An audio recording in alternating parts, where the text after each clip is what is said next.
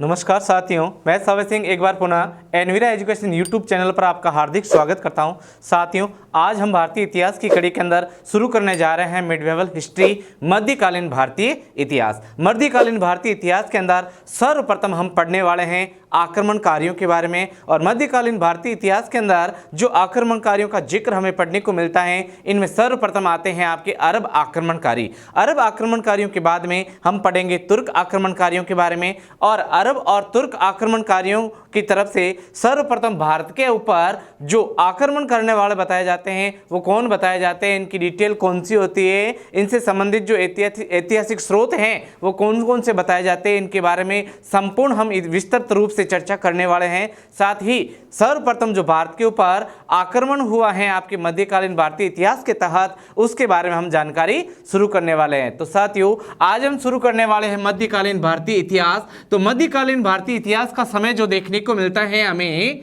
वो 712 ईस्वी से लगाकर 1707 ईस्वी तक मध्यकालीन भारतीय इतिहास का जिक्र पढ़ने को हमें मिलता है, जिसमें सर्वप्रथम अरब आक्रमणकारियों के बारे में डिटेल पढ़ने को मिलती है। उसके बाद में तुर्क आक्रमणकारियों के बारे में डिटेल हमें पढ़ने को मिलती हैं। और उसके बाद में सल्तनत काल का दौर शुरू होता है, जिसके अंदर 5 वंश पढ़ने को मिलते हैं, जिसके अंदर गुलाम वंश, खिलजी वंश, तुगलक वंश, सैयद वंश और लोधी वंश की ऐतिहासिक जानकारी पढ़ने को मिलती है। और उसके बाद में the history of Mughal empire, Mughal साम्राज्य की ऐतिहासिक जानकारी जो अपने प्रभावशाली समय 1707 तक चलता है, उसका संपूर्ण जिक्र हमें पढ़ने को मिलता है। लेकिन यह जो चैप्टर आज हमने लिया है अरबों व तुर्कों का आक्रमण, इसमें मोटे मोटे तौर पर हम देख लेते हैं किन किन आक्रमणकारियों का जो आक्रमण है वो सबसे सर्वाधिक, सबसे इंपॉर्टेंट हमें देखने को मिलता है। तो इनमें सर्वप्रथम जो आक्रमणकारी का जिक्र हम पढ़ने वाले हैं, उसमें नाम आता है मोहम्मद बिन कासिम का, और उसके बाद में नाम आता है अल्पतगिन का, उसके बाद में शुबुक्तगिन। इनके कर्म अलग से हो सकते हैं, अल्पतगिन है, शुबुक्तगिन है। और उसके बाद में सबसे बड़ी डिटेल हमें पढ़ने को मिलेगी मोहम्मद गजनवी के बारे में। मोहम्मद गजनवी के 17 बार जो भारत के ऊपर आक्रमण किए गए, उसकी संपूर्ण डिटेल पढ़ेंगे। साथ ही मोहम्मद शहाबुद्दीन गौरी और उसके संपूर्ण जो साम्राज्य विस्तृत आक्रमण हुए हैं भारत के ऊपर, उसकी संपूर्ण डिटेल हम शुरू करने जा रहे हैं। तो इसमें सर्वप्रथम हम बात करने वाले हैं अरब आक्रमणकारियों के बारे में। अरब आक्रमणकारियों की तरफ से सर्वप्रथम किस जाति ने भारत के ऊपर आक्रमण किया था, यह सवाल कई बार पूछा जाता है। और सर्वप्रथम किसके द्वारा भारत के ऊपर आक्रमण किया गया था, किसके आदेश से ये आक्रमण किए जाते थे, आक्रमणों का उद्देश्य क्या देखने को मिलता है, उनके बारे में भी हम गहन विश्लेषण करने वाले हैं। तो शुरू करने जा रहे हैं अरबों व तुर्कों का आक्रमण, जिसके अंदर सर्वप्रथम हम पढ़ने वाले हैं अरबों का आक्रमण। अरबों का जो आक्रमण है उसके बारे में संपूर्ण डिटेल हम जानकारी शुरू करने जा रहे हैं।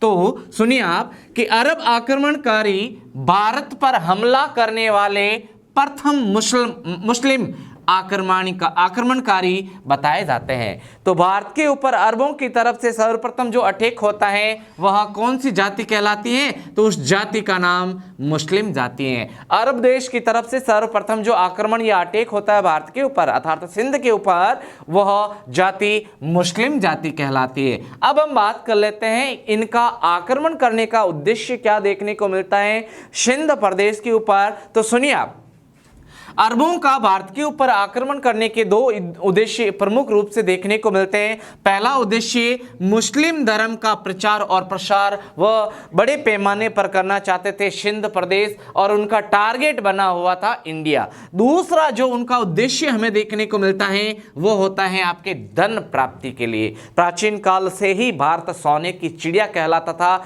धन धान्य से वैभवपूर्ण होने के कारण कई सारे जो आक्रमणकारी हैं वो धन प्राप्ति के लिए भी लालित होकर भारत के ऊपर आक्रमण करने आए थे। तो अरब आक्रमणकारियों की पहली डिटेल हमने पढ़ ली। अब अरब आक्रमणकारियों की तरफ से सर्वप्रथम किस व्यक्ति को भारत के ऊपर आक्रमण करने के लिए भेजा गया था, ये आक्रमण करने का आदेश किसके द्वारा पारित किया जाता था, और ये जो आक्रमण हुआ है स्पेशली किस देश से आक्रमण हुआ है, इसकी भी जानकारी शुरू कर लेते हैं। तो सुनिए आप, उस देश का नाम बताया जाता है इराक। सऊदी अरबिया के देश बताया जाता है, इराक, ईरान जो बताया जाता है। अब इराक जो है, इराक के गवर्नर जिसका नाम बताया जाता है अल हजाज, क्या नाम बताया जाता है? अल हजाज इराक का गवर्नर बताया जाता है। और तत्कालीन इराक का जो खलीफा हमें देखने को मिलता है उसका नाम बताया जाता है वालिद। खलीफा वालिद ने सर्वप्रथम ये आदेश पारित किया कि सिंध के ऊपर अटैक करने के लिए भेजा जाए। तो साथियों, ये कंडीशन आपके सामने रखा जाता है कि वालिद और अल हजाज के द्वारा सर्वप्रथम जो आक्रमणकारी भारत के ऊपर आक्रमण करने के लिए भेजे गए थे, स्पेशली सिंध प्रदेश के देवल को जीतने के लिए, लेकिन वो नाकाम साबित हुए और उन सेना नायकों को मौत के घाट उतार दिया गया। लेकिन उसके बाद में अल हजाज ने अपने भतीजे का नाम बताया जाता है मोहम्मद बिन कासिम।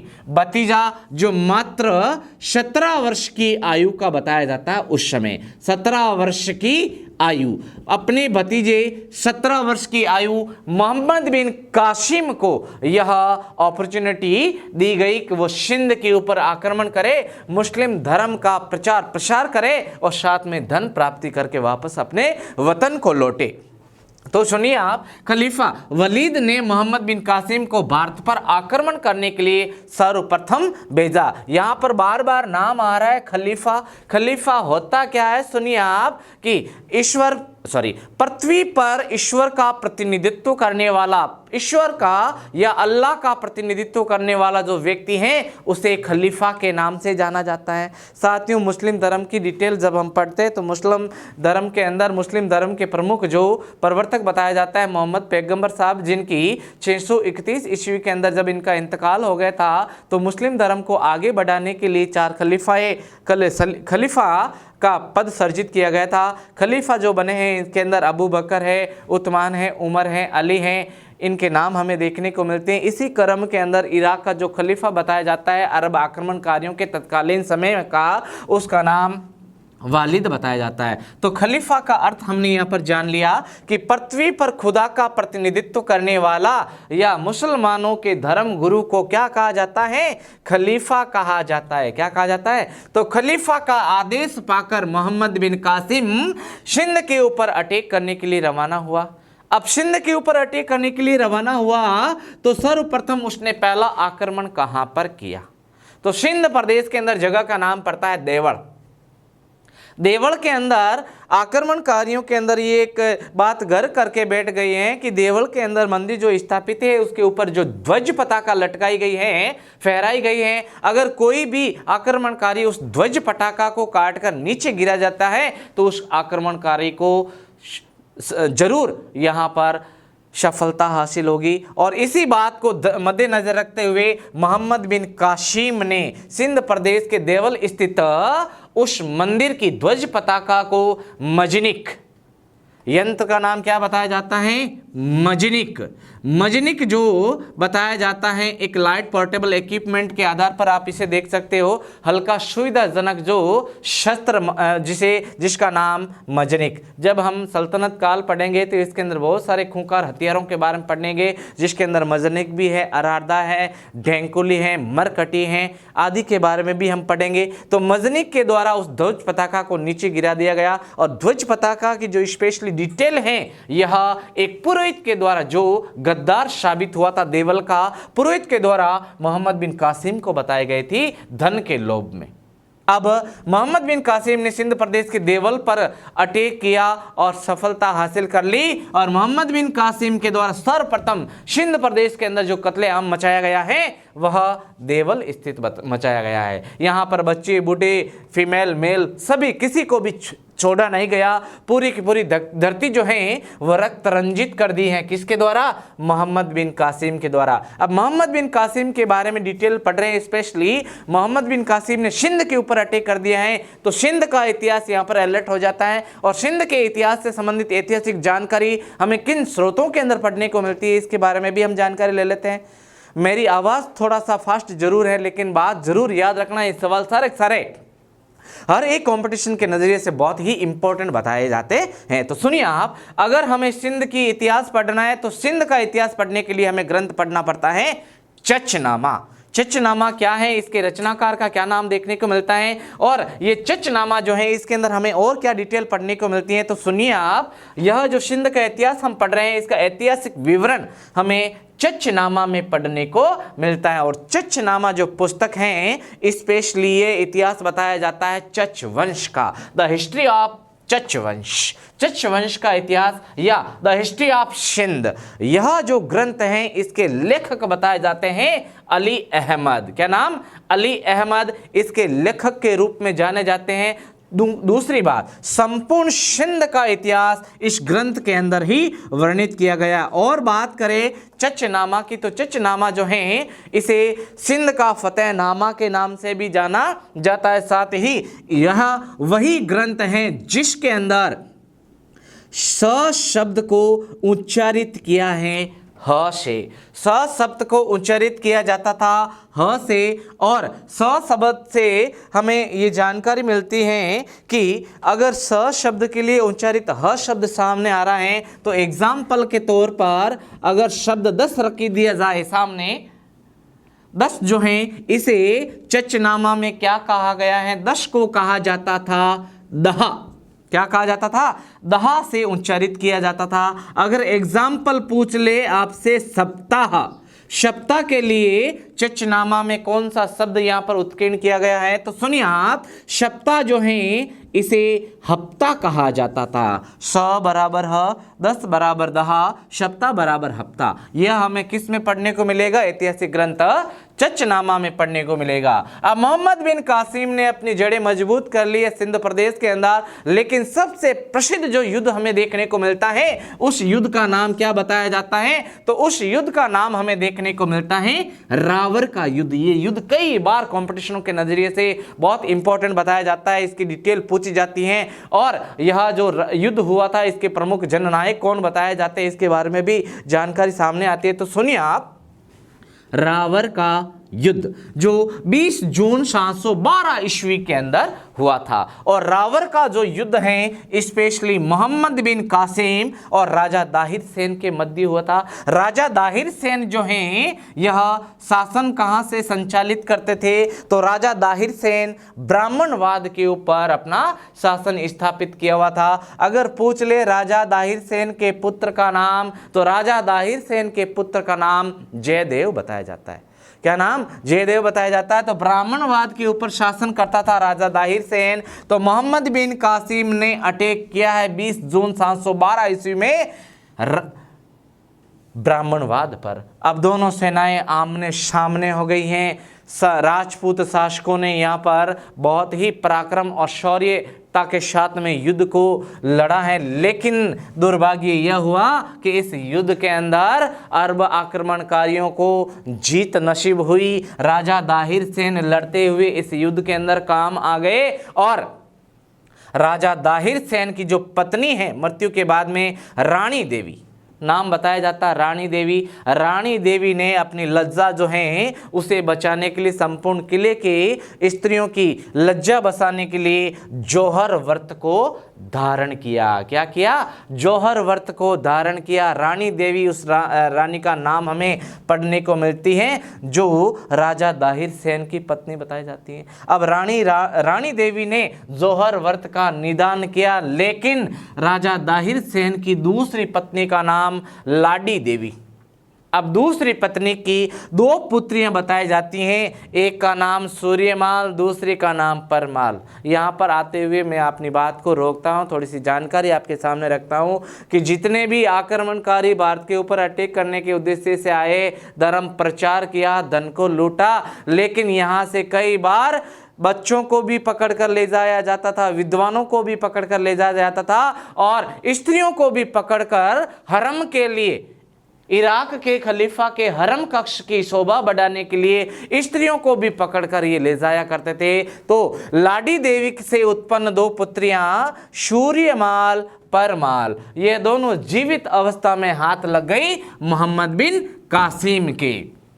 तब मोहम्मद बिन कासिम ने अपने खलीफा वालिद को खुश करने के लिए सूर्यमाल और परमाल दोनों लड़कियों को सिंध से रवाना कर दिया। किसकी आरामगाह में? इराक के खलीफा वालिद की आरामगाह या फिर ऐसो आराम करने के लिए। तो जब यह दोनों पुत्रियां, जिसका नाम सूर्यमाल परमाल, जो राजा दाहिर सेन की पुत्रियां बताई जाती हैं, इनको बंदी बनाकर जब इराक भेजा गया तो दो सुंदर स्त्रियों को देखकर, लड़कियों को देखकर खलीफा वालिद जो है इसके चेहरे की रौनक बढ़ गई। लेकिन जब इन दोनों स्त्रियों को यहाँ पर उपस्थित किया गया है, बंदी बनाकर इनके सामने रखा गया, तब इन दोनों स्त्रियों ने, नाम सूर्यमाल परमाल, दोनों लड़कियों ने अपनी बात आगे रखी है खलीफा के सामने और यह गुहार लगाई कि हे खलीफा, हे पृथ्वी पर ईश्वर के प्रतिनिधित्व, हम आपके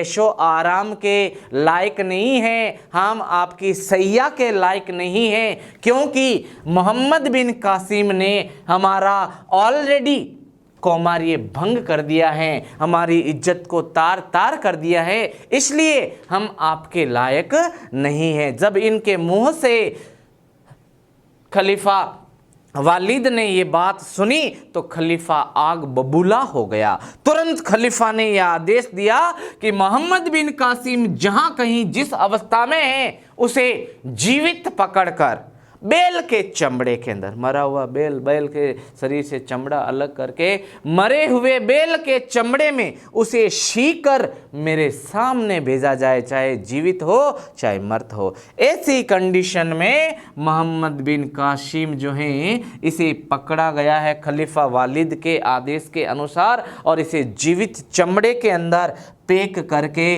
किसके सम्मुख पेश किया गया?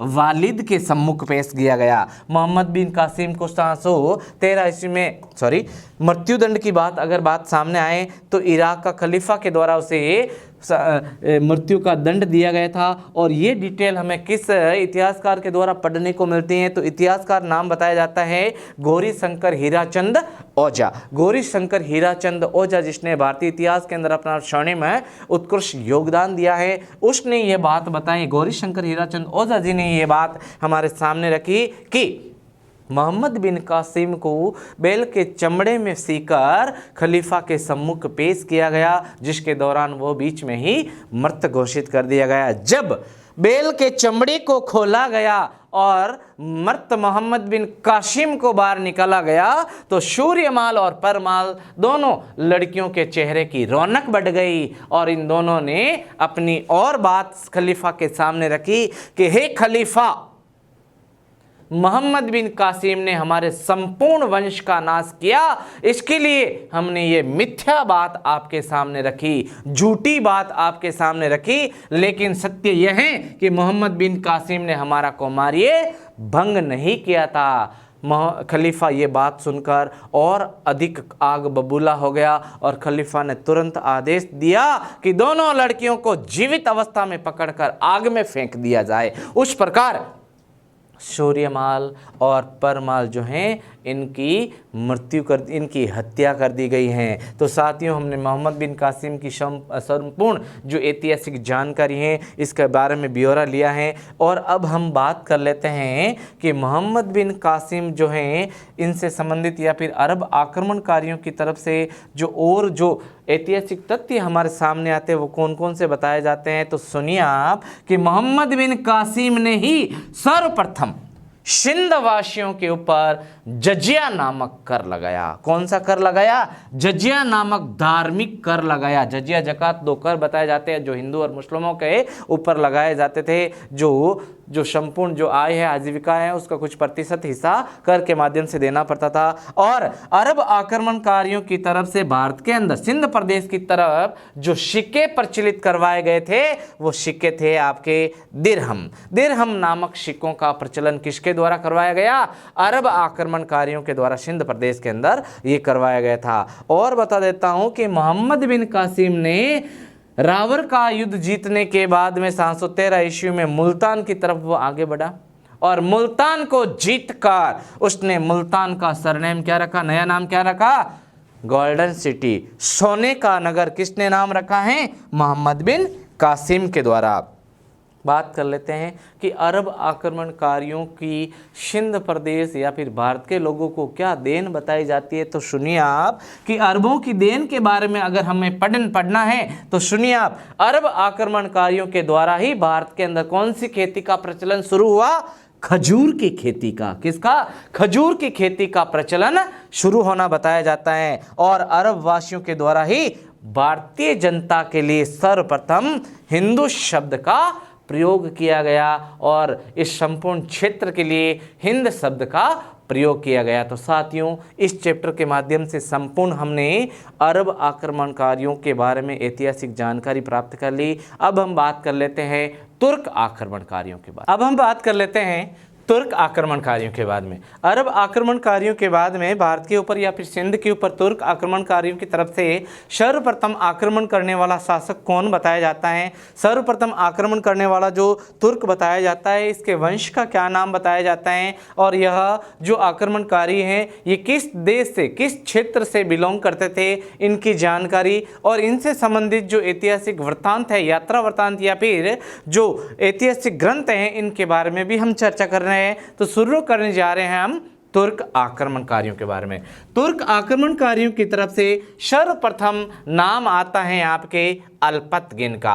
अल्पतगिन जो है, हालांकि इन्होंने सिंध के ऊपर पहला अटैक नहीं किया था, लेकिन अल्पतगिन इंपॉर्टेंट क्यों बताया जाता है? सुनिए आप, अल्पतगिन इन्होंने 962 ईस्वी में गजनी साम्राज्य की स्थापना की। 962 ईस्वी में गजनी साम्राज्य की स्थापना किसके द्वारा की गई थी? ये सवाल पूछा जा सकता है, कई बार पूछा गया है। और गजनी साम्राज्य जो है, इसका और अन्य नाम क्या देखने को मिलता है? तो गजनी साम्राज्य का और अन्य नाम यामिनी साम्राज्य, यामिनी वंश के नाम से भी जाना जाता है। साथियों, जब हम सल्तनत काल शुरू करते हैं तो इसके अंदर सबसे पहला गुलाम वंश आता है। गुलाम वंश के अंदर गुलाम वंश के अनेक रूप भी हमें हमारे सामने देखने को मिलते हैं, जैसे गुलाम वंश है, यातीबी वंश, यामिनी वंश है, उत्बी वंश है, बलबनी वंश है। तो एक वंश के अनेक नाम भी हो सकते हैं, ये थोड़ा सा ध्यान रखना। आगे बढ़ते हैं।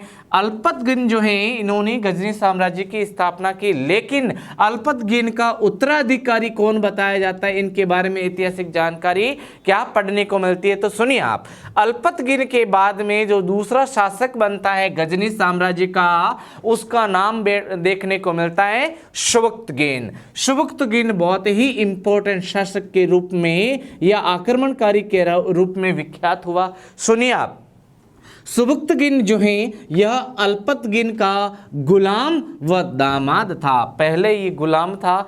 अक्सर ये देखने को मिला है कि मध्यकालीन भारतीय इतिहास के अंदर जो आक्रमणकारी हुआ करते थे, अपने बाद में अपना उत्तराधिकारी अपने किसी एक गुलाम को ही चूज करते थे। जैसे एग्जाम्पल के तौर पर मैं शहाबुद्दीन गौरी के बारे में बात करूं तो मोहम्मद शहाबुद्दीन जो गौरी बताए जाते हैं, इसके प्रमुख दो गुलाम या सेनानायक जो देखने को मिलते हैं, एक का नाम कुतुबुद्दीन ऐबक और दूसरे का नाम बख्तियार खिलजी बताया जाता है। इन दोनों में से जो उत्तराधिकारी बना है आपके दिल्ली के इर्द गिर्द प्रदेशों का, उसका नाम कुतुबुद्दीन ऐबक, जबकि पूर्वी प्रदेशों के अंदर जैसे बंगाल है, बिहार है आदि के ऊपर अपना साम्राज्य स्थापित कर लूट खसोट या फिर रक्तपात करने वाला बख्तियार खिलजी बताया जाता है, जिसने नालंदा और विक्रमशिला विश्वविद्यालय को भग्न अवशेष या फिर तोड़कर रख दिया था। तो आगे बढ़ते हैं, आप सुनिए। सुबुक्तगिन जो अल्पतगिन का दामाद और गुलाम बताया जाता है और भारत के ऊपर या सिंध के ऊपर सर्वप्रथम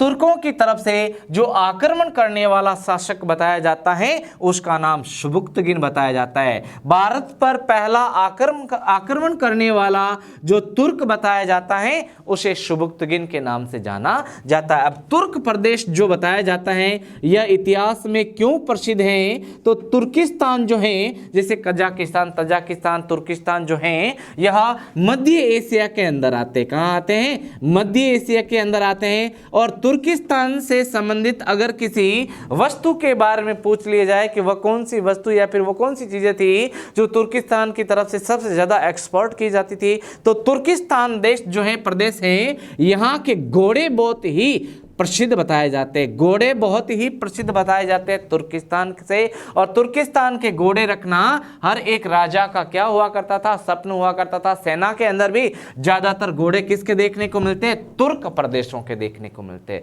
सुनिए आगे बढ़ते हैं। तो तुर्कों की तरफ से सर्वप्रथम भारत के ऊपर जो आक्रमण करने वाला शासक सुबुक्तगिन बताया जाता है। और प्रथम आक्रमण सुबुक्तगिन ने सिंध प्रदेश के शासक जयपाल के ऊपर अपना अटैक किया था। जयपाल जो है यह इस युद्ध के अंदर हार जाता है, यह जानकारी हमें पढ़ने को मिलती है। आगे बढ़ते हैं। सुबुक्तगिन जो बताया जाता है इसका शासन स्थापित हो गया तो इसका जो दरबार लगता था, दरबारी जो विद्वान या कवि देखने को मिलता है उसका नाम बेहाकी बताया जाता है। और बेहाकी ने ही सबसे ज़्यादा डिटेल लिखी है सुबुक्तगिन की। और इसके ग्रंथ की बात करें जो तुर्की भाषा के अंदर लिखा गया, किस भाषा के अंदर, तुर्की भाषा। अगर भारतीय इतिहास के अंदर इतिहास लेखन की बात करें तो ये मुगल काल तक प्रचलित रही थी भाषा। कौन से कितने काल तक, मुगल काल तक प्रचलित रही थी। स्पेशली जहीरुद्दीन बाबर, जहीरुद्दीन बाबर की आत्मकथा हमें तुर्की भाषा के अंदर पढ़ने को मिलती है। और बाबर के बाद में जो इतिहास लिखा गया मुगल राजवंश, मुगल वंश का, वह पूरा का पूरा फारसी भाषा के अंदर लिखा गया था। किस भाषा के अंदर, फारसी भाषा जो ईरान से मेल खाती, ईरान की भाषा बताई जाती है।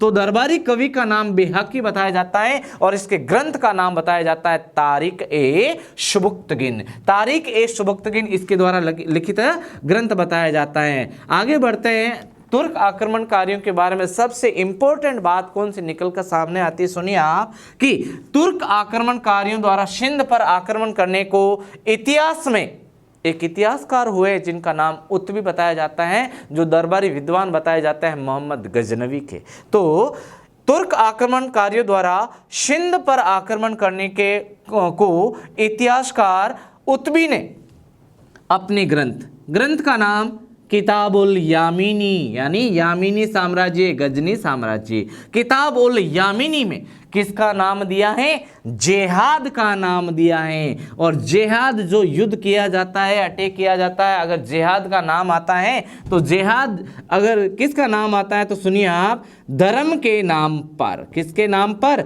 धर्म के नाम पर जो युद्ध किया जाता है उसे जेहाद का नाम दिया जाता है। और जेहाद का नाम मुगल वंश की तरफ से सर्वप्रथम देने वाला था जहीरुद्दीन बाबर। और जेहाद का नाम और जेहाद का नारा भी बाबर के द्वारा दिया गया था। लेकिन उत्बी ने यह बताया है किताबुल यामीनी में कि तुर्क आक्रमणकारियों का सिंध के ऊपर अटैक करने का उद्देश्य जेहाद अर्थात धर्म के नाम पर, अर्थात ये धर्म का प्रचार करना चाहते थे, प्रसार करना चाहते थे, स्पेशली इस्लाम धर्म का। जेहाद के बारे में हमने बात कर ली है। जेहाद के अंदर एक और नारा दिया जाता है कि काफिर अर्थात डरपोकों के ऊपर किया जाने वाला अटैक। और इन आक्रमणकारियों ने काफिर शब्द यूज में लिया है हिंदुओं के लिए। आगे बढ़ते हैं। सुबुक्तगिन की मृत्यु। तो सुबुक्तगिन की मृत्यु 997 ईस्वी में इनकी मृत्यु हो जाती है। और उत्तराधिकारी के रूप में